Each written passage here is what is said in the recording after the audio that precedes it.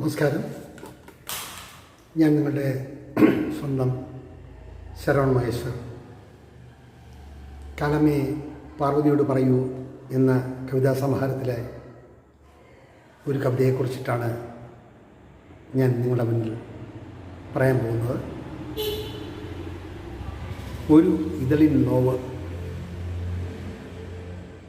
ഈ കവിതയുടെ ജനനം വെളുപ്പാങ്കാലത്ത് തണുപ്പ് കൊണ്ട് ഉറങ്ങാൻ വയ്യാത്ത ഒരവസ്ഥ. താമസിക്കുന്ന ഹോട്ടലിൻ്റെ മുകളിൽ നിന്ന് നോക്കുമ്പോൾ വർണ്ണാഭമായ കാഴ്ചയാണ്. പൂത്തിളഞ്ഞു നിൽക്കുന്ന വിവിധതരം മരങ്ങൾ, ചുവപ്പും മഞ്ഞയും റോസും നിറഞ്ഞ പലതരം പൂക്കൾ നിറഞ്ഞ വൻ വൃക്ഷങ്ങൾ. അതിൻ്റെ മുകളിൽ വന്നു പതിക്കുന്ന ചെറിയ ചെറിയ മഞ്ഞുകണങ്ങൾ. എത്ര സുന്ദരമാണ് ആ ഒരു ദൃശ്യം, ആ ഒരു കാഴ്ച മനസ്സിനെ ഭയങ്കരമായിട്ട് മതിച്ചു എന്നുള്ളതാണ് സത്യം. നമ്മുടെ മനുഷ്യ ജീവിതവും അങ്ങനെ തന്നെയാണല്ലോ. പൂത്തുല്ലസിക്കാൻ, വിടർന്ന് സുഗന്ധം പരത്താൻ വെമ്പൽ കൊള്ളുന്ന മനസ്സും ശരീരവും. ആ ഒരു കാഴ്ച എൻ്റെ മനസ്സിൽ ഉണ്ടാക്കിയ ചലനങ്ങൾ വളരെ വലുതാണ്. സൗന്ദര്യത്തിൻ്റെ ഒരു പ്രത്യേക ലോകം മെനഞ്ഞൊരു രീതി. ഇതേപോലൊരു കാഴ്ച മുൻപ് കണ്ടിട്ടുള്ളത് താഷ്കണ്ടിലെ തെരുവിലൂടെ നടന്നു പോകുമ്പോൾ ചുവന്ന നിറത്തിലുള്ള വൃക്ഷത്തിൻ്റെ ഇലകൾ അതിങ്ങനെ തൊഴിഞ്ഞ് വീഴുകയാണ്. റോഡ് നിറയെ പൂക്കൾ കണക്കെ അതിൻ്റെ ഇലകൾ ഇങ്ങനെ നിറഞ്ഞു കിടക്കുകയാണ്. ഒന്നോ രണ്ടോ ആൾക്കാർ അതുവഴി നടന്നു പോകുന്നു. മനസ്സിലുണ്ടാക്കിയ ആ ഒരു തോന്നൽ, ആ സമയത്ത് നമ്മുടെ മനസ്സിൽ കണ്ട പ്രതിബിംബങ്ങൾ. അങ്ങകലെ ഒരു പള്ളിയിൽ മണിനാഥം മുഴങ്ങുന്നു. പ്രാർത്ഥനയുടെ ലോകം നെയ്തെടുക്കുകയാണോ അതോ മറ്റെന്തെങ്കിലും സൂചനയാണോ എന്നറിയില്ല. നേരം പരപരാന്ന് വെളുക്കുന്നതേയുള്ളൂ. 3-ാം യാമം കഴിഞ്ഞ് 4-ാം യാമത്തിലേക്ക് കടക്കുമ്പോഴും മനസ്സ് തുടിക്കുകയാണ്. ഒരു പ്രപഞ്ചം, ഒരു പുതിയൊരു പ്രപഞ്ചം നമ്മൾ കാണുകയാണ്. ഒരു രാവും കൂടെ മാത്രമേ താഷ്കണ്ടിലെ ആ മണ്ണിൽ നിൽക്കാൻ പറ്റുള്ളൂ. അത് കഴിഞ്ഞാൽ മോസ്കോയിലേക്ക് പോവുകയാണ്. അപ്പോൾ അന്ന് മനസ്സിൽ കണ്ട ആ ദൃശ്യങ്ങൾ, ആ റോഡും പരിസരവും, പൂത്തിളഞ്ഞു നിൽക്കുന്ന മരങ്ങളും എല്ലാം കാലങ്ങൾ, വർഷങ്ങൾ എത്രയോ കടന്നിരിക്കുന്നു. അറിയാതെ മനസ്സിൽ കടന്നു വന്ന ഒരു പ്രതിബിംബമാണ് ഒരു ഇതളിൻ നോവ് എന്ന കവിത ജനിക്കാനുണ്ടായ കാരണം. നമ്മുടെ നാട്ടിലും കാണാൻ സൗന്ദര്യമുള്ള, ലോകത്തെ വെല്ലുന്ന തരത്തിലുള്ള ഉദ്യാനങ്ങളും പ്രകൃതി സൗന്ദര്യം നിറഞ്ഞു നിൽക്കുന്ന സ്ഥലങ്ങളും ഇല്ലാതില്ല. പക്ഷേ അന്ന് മനസ്സിനുണ്ടാക്കിയ ആ ചലനങ്ങൾ 10-20 വർഷങ്ങൾക്ക് ശേഷം കവിതയുടെ രചനയ്ക്കിടയിൽ കടന്നു വന്ന ഓർമ്മയുടെ ആ ദൃശ്യങ്ങൾ ആണ് എന്നിൽ ഇത്തരത്തിലൊരു കവിത എഴുതാൻ പ്രേരിപ്പിച്ചത്. നമ്മുടെ മനസ്സിലുണ്ടാക്കുന്ന വിഷമങ്ങളും ആദികളും വ്യാധികളും എല്ലാം മാഞ്ഞു പോകാൻ, മറക്കാൻ ഒരു നിമിഷം മതി. ഒരു പൂക്കൾ വിടർന്നു നിൽക്കുന്ന കാണുമ്പോൾ, ഒരു റോസാദളത്തിൻ്റെ ഇതളുകളിൽ സൗന്ദര്യത്തിൻ്റെ മാസ്മരിക വലയം തീർത്തത് നമ്മൾ കാണുമ്പോൾ, ഒരു ജമന്തി പൂവിൻ്റെ സൗന്ദര്യം നമ്മൾ നുകരുമ്പോൾ നമുക്കുണ്ടാകുന്ന അവാച്യമായിട്ടുള്ളൊരു അനുഭൂതി.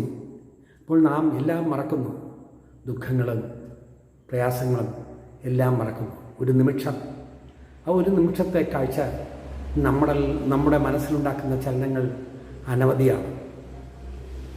ഈ കവിത ആലപിച്ചിരിക്കുന്നത് അശോകൻ പുത്തൻവീട് എന്ന് പറയുന്ന വ്യക്തിയാണ്. എൻ്റെ അഭ്യർത്ഥന പ്രകാരം ആണ് അദ്ദേഹം ഈ കവിത ആലപിച്ചത്. വളരെ മനോഹരമായി അദ്ദേഹം ഈ കവിത അവതരിപ്പിച്ചിട്ടുണ്ട്. നിങ്ങൾ കേൾക്കുക. അതോടൊപ്പം ഇതിൻ്റെ ഏതാനും വരികൾ നിങ്ങൾക്ക് വേണ്ടി ഞാൻ ആലപിക്കുന്നു. ഒരു ഇതളിൻ നോവ്.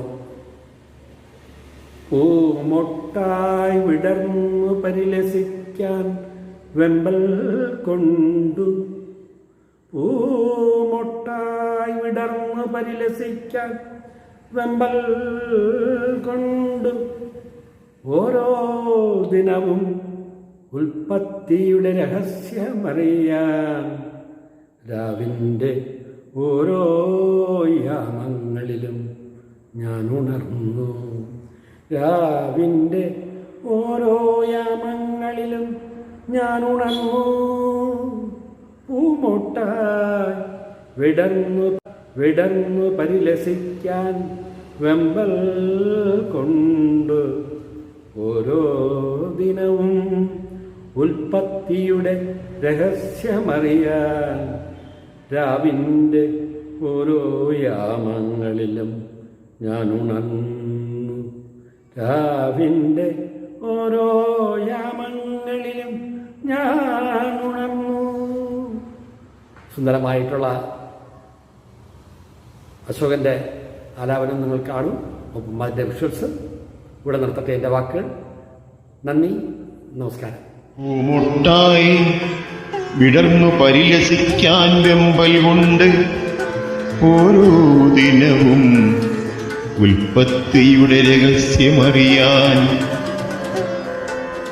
പൂമൊട്ടായി വിടർന്നു പരിലസിക്കാൻ വെമ്പൽ കൊണ്ട്, ഓരോ ദിനവും ഉൽപ്പത്തിയുടെ രഹസ്യമറിയാൻ.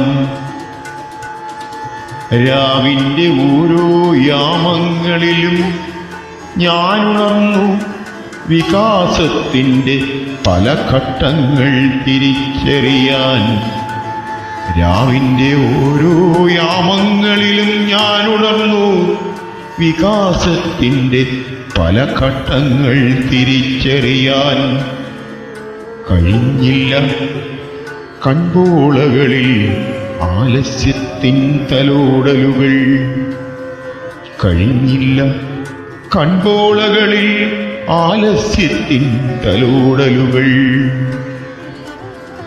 പൂമൊട്ടായി വിടർന്നു പരിലസിക്കാൻ വെമ്പൽ കൊണ്ട്, ഓരോ ദിനവും ഉൽപ്പത്തിയുടെ രഹസ്യമറിയാൻ.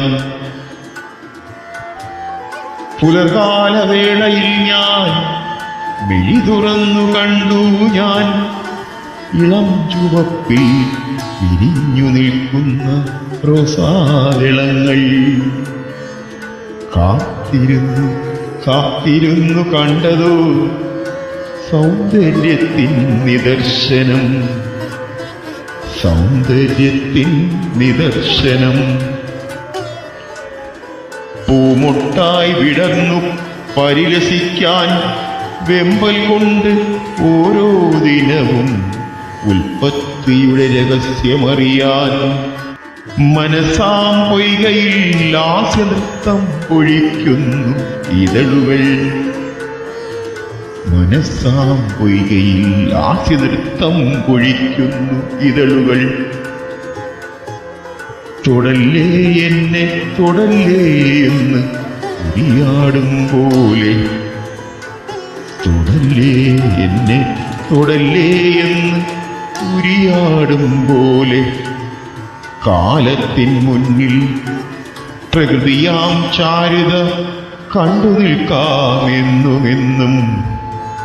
കാലത്തിൻ മുന്നിൽ പ്രകൃതിയാം ചാരുത കണ്ടു നിൽക്കാമെന്നുമെന്നും.